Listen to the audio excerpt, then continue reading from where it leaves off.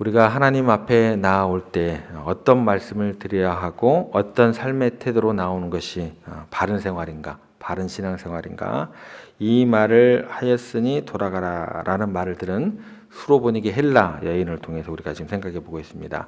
오늘은 그 세 번째 주제입니다. 첫 번째는 뭘까요? 예수님의 말씀에 대한 절대적인 긍정이죠. 28절에 보면 주여 올소이다. 두 번째가 뭐였죠? 자기 자신에 대한 부정. 상 아래 개들도 나는 개에 불과합니다. 주님 옳습니다.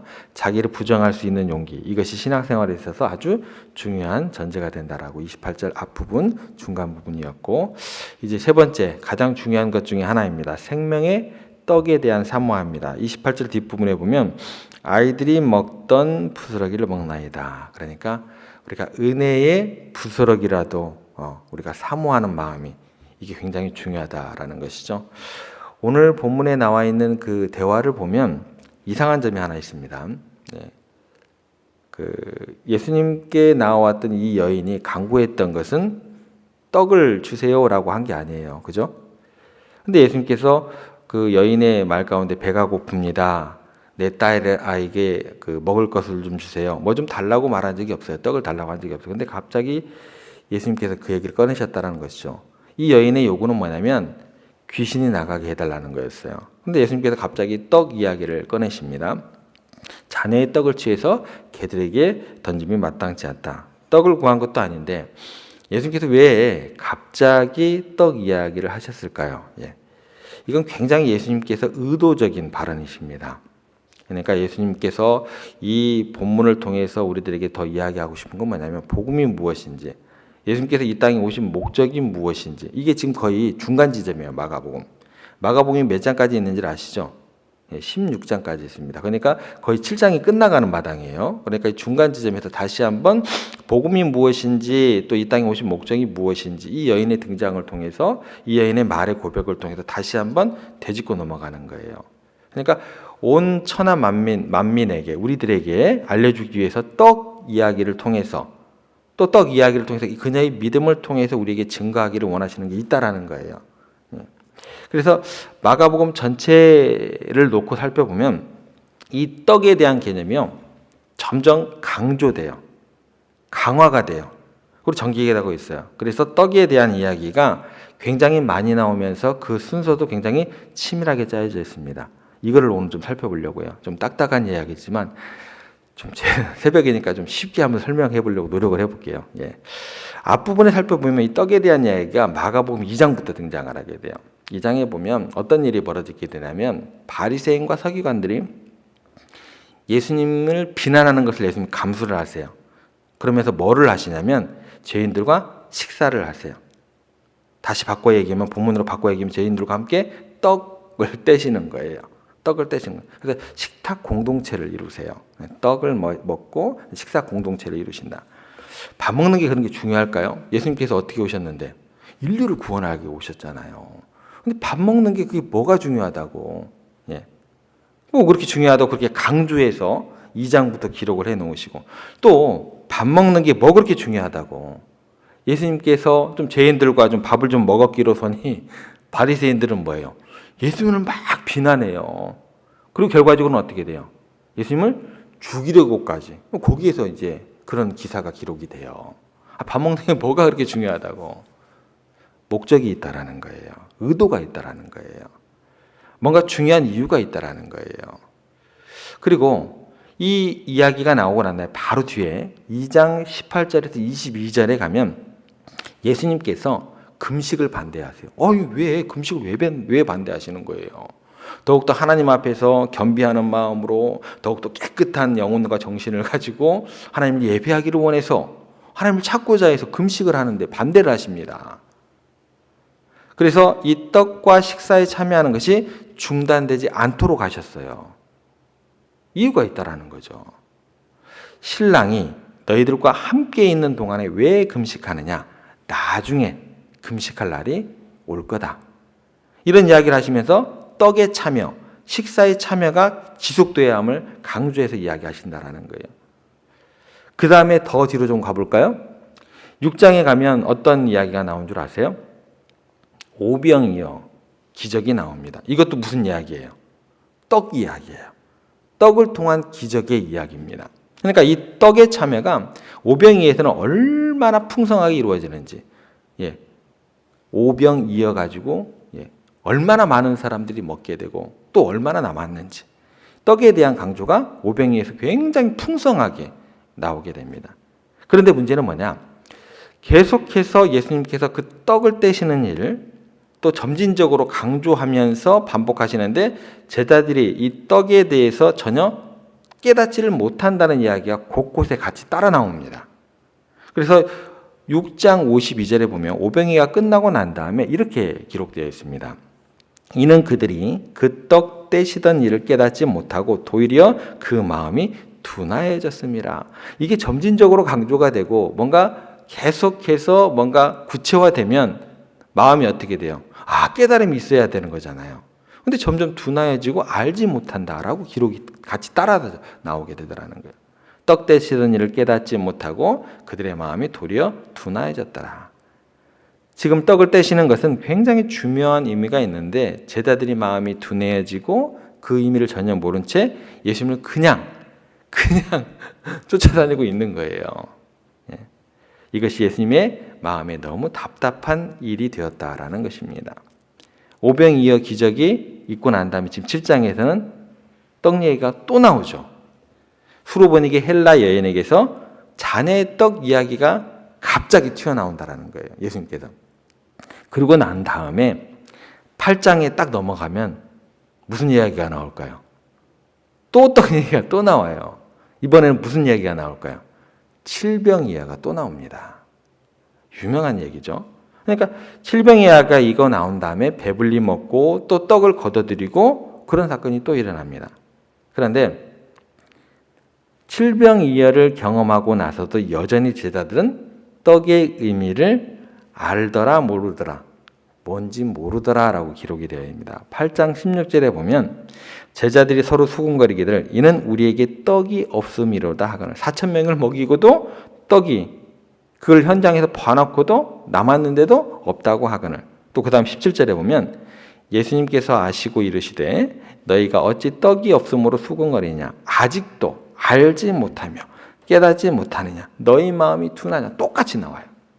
둔하다는 얘기가 알지도 못하고 그리고 20절에서 21절에 보면 또 7개를 4,000명에 떼어줄 때에 조각 몇 강주를 거두었다냐 이르되 7이니이다 이르시되 아직도 깨닫지 못하느냐 하시나 아직도 깨닫지 못한다는 게 나와요. 그러니까 뭐예요?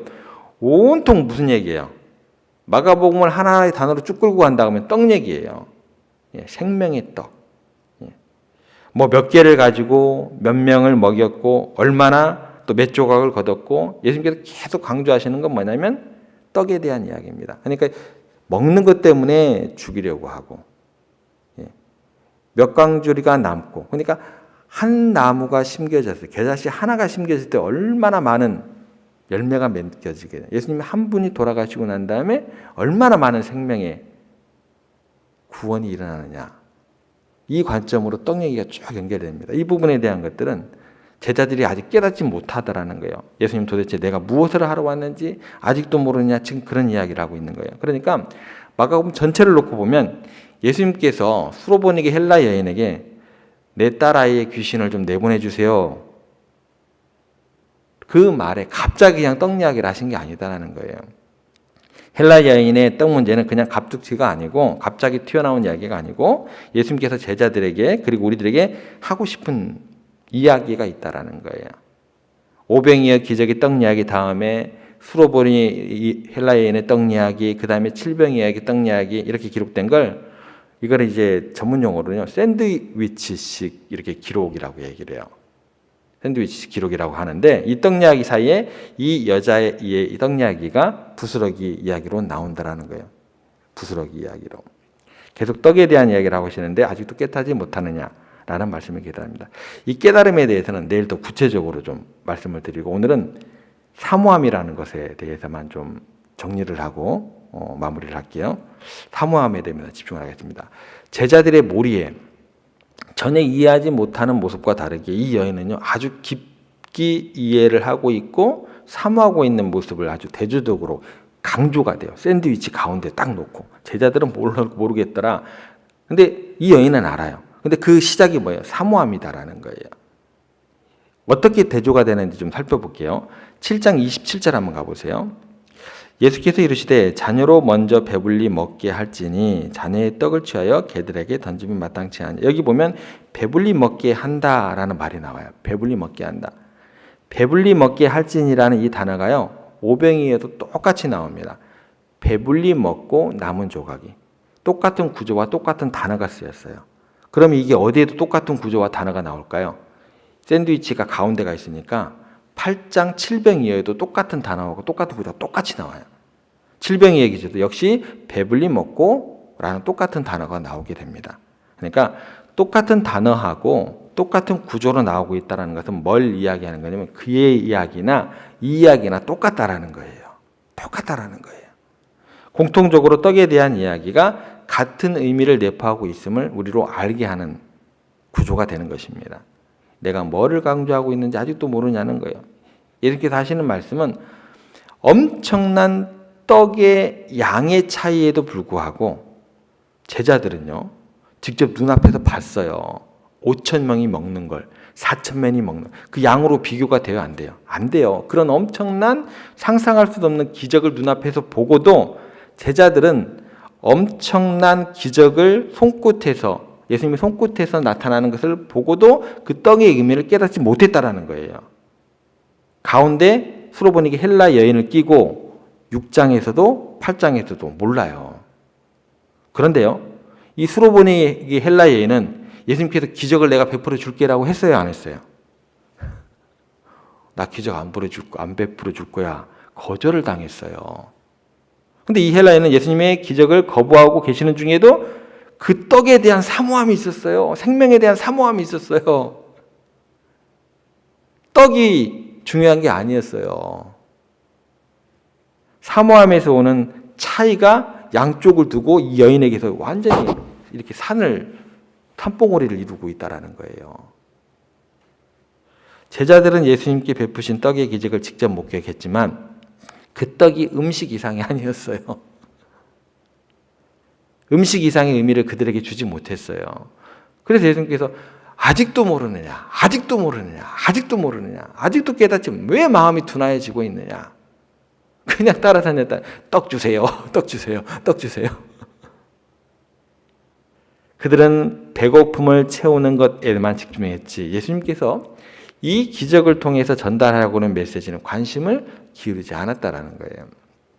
반면에 수로보니게 헬라에는 예수님께서 기적을 베푸시는 것을 거부하시는데도 간절하게 사모함을 가지고 간구합니다. 그녀는 예수님의 사랑과 은혜를 향한 그 믿음, 사모함을 가지고 구했다라는 거예요.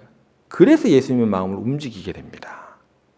그리고 결국 예수님께로부터 진정한 떡을 얻어요. 떡을 얻어요. 안 준다고 했는데 떡을 주시잖아요. 우리 삶에도 예수님께서 베푸시는 수많은 은혜들이 있을 것입니다. 하지만 우리가 만약에요, 주님을 향한 사모함이 없다고 한다면 그 은혜들을 주목하지 못하고 지나치는 경우가 굉장히 많을 것입니다. 우리는 배고픔을 채우는 것, 즉 물질적인 만족에만 집중하며 진정으로 중요한 것들을 놓치는 경우가 많을 것이다라는 거예요. 아직도 깨닫지 못하느냐?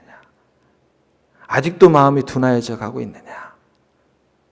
아직도 알지 못하느냐?